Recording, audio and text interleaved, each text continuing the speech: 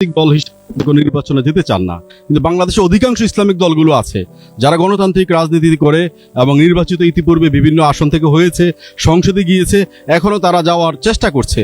তো আসলে তারা কেন, তারাও যেহেতু ইসলামিক, তারা অনেক জনপ্রিয় দল, অনেক শক্তিশালী দল, তাদের অর্থবিত্ত, জনশক্তি সবকিছু আপনার চেয়ে অনেক শক্তি, তো তারা কি ভুল করছে তাহলে? না, দেখেন, দিন আল্লাহর, দিন প্রতিষ্ঠা কিভাবে হবে আল্লাহ রসুলকে দেখাই দেননি? রসুল সেটা করেছেন, রসুল সেই তরিকা অবলম্বন করেছেন, দিন প্রতিষ্ঠা হয়েছে। কাজেই মানে দিন প্রতিষ্ঠা করার আল্লাহ রসুলের দেওয়া তরিকা আমাদের কাছে আছে। এই জন্য তারা ভুল করেছে, কেউ করেছে না, আরো কয়দিন পরে বোঝা যাবে। কিন্তু আমরা মনে করি আল্লাহ দিন প্রতিষ্ঠা করার নির্দিষ্ট প্রক্রিয়া আছে, রসুল যে প্রক্রিয়া করেছেন আমরা সেই প্রক্রিয়া অনুসরণ করতে চাই। বিকল্প কোনো প্রক্রিয়া দিন প্রতিষ্ঠা হবে না। হ্যাঁ, তারা করতে পারে, পার্লামেন্টে কিছু এমপি হতে পারে, সরকারের কিছু অংশ হতে পারে। এই যে জামাত ইসলামী আগে বিএনপির সঙ্গে গভর্নমেন্টে গেছে না, 2 জন মন্ত্রী হয়েছে না, 18টা আসন পাইছে, একবার 3টে আসন পাইছে, একবার মানে এরকম পাইছে।